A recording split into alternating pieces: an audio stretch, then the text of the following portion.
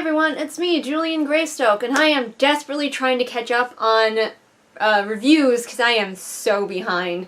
Some of the reviews in El Notebook here are so old that I listened to them at my previous job last winter, but we're still going to try to review them because I need content. But don't worry, I have, to help me remember, I have Candy, my laptop here, to help me use Goodreads and remember what these books are about. And the book we're talking about today is called Daughters Unto Devils, which I heard about through The Worst Bestsellers, which is a podcast that is perfect for me. If someone was what would be all of the ingredients that would be the best possible podcast for Julian, The Worst Bestsellers was created, and it is mwah, beautiful, perfect. If you like books being dissected by mostly women who are just very casual and fun, but also can be very intense and snarky, check out The Worst Bestsellers. Oh my goodness. Anyway, one of the two hosts really likes horror books, and so when she makes a horror suggestion, I almost always check it out.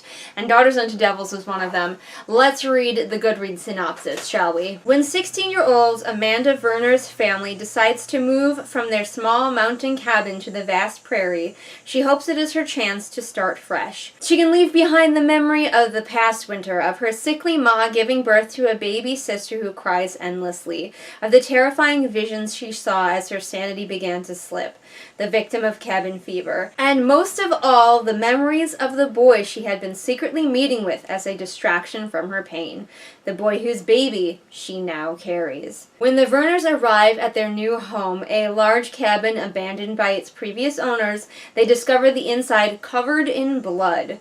And as the days pass, it is obvious to Amanda that something isn't right on the prairie. She's heard stories of the lands being tainted by evil, of men losing their minds and killing their families.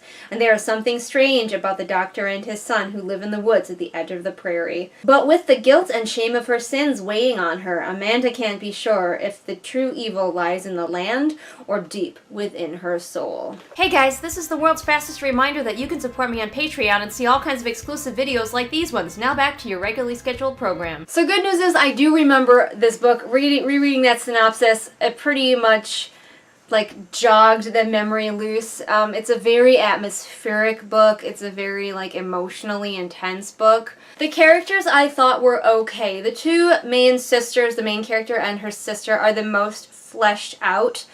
But the parents were okay, and the baby sister was alright. I think it was a sister. Jeez. I said I remembered it, and I'm already forgetting. I think it was a baby sister. Yes, it is a baby sister, and I really liked the baby of the family is deaf and blind. That's why she cries all the time, but I really liked the development that she had through the story, and the fairly realistic, complex emotions that the older girls have about the baby, especially the main character has conflicting emotions because she thinks that the devil was involved and she's under the impression that very bad things happened for reasons. The complicated emotions she has towards her baby sister. Is the baby sister cursed? Is she evil? Is she good?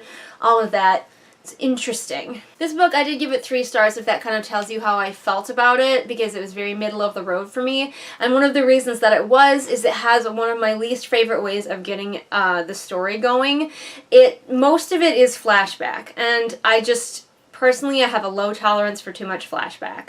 Maybe you won't mind, but most of it is constantly flashing back to their previous home. They get to their new home and it's covered in blood and whatever, that's scary. But there's constant flashback to that winter where the mother was having all of this trauma, and the girl and her boy that she's leaving behind, the boy who got her pregnant, and his reaction to that, and all of that is all flashback because we have already come to the new place, and I just kind of want to know what's going on with the new place.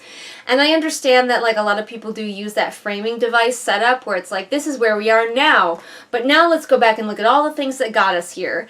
And that's just a personal preference of mine. I don't like that setup. This book was mostly very slow and atmospheric. It was a constant build. It was a constant wondering, is there evil? What is the evil? Why is this happening? Why is that happening? And just being with the characters who are okay characters as they just struggle along and their pasts come back to haunt them. But then The actual, like, haunting just went balls to the wall at the end. It just went, like, I even kind of remember how, like, all of a sudden we went from very slow and atmospheric to, like, full throttle action, and I was like, whoa! I was not ready for that. And you guys know that I do enjoy some balls to the wall nonsense-ness, but like this was just such an abrupt switch that I was like, I'm not sure I love it. And as a result, the ending is rather fast and abrupt. I guess that's another pet peeve of mine, books that go so slow and then just like speed up in the final like climactic moments where it's just like atmosphere, ooh, ah! I did really appreciate the way that the family was willing to learn about their disabled daughter and really try to find ways to help her. They began, like once they figured out that she was deaf and blind and she began to get more mobile, they began to try to find ways to help her function in her life, such as stringing rope around so she could find her way to the outhouse and things like that, or find her way out into the yard.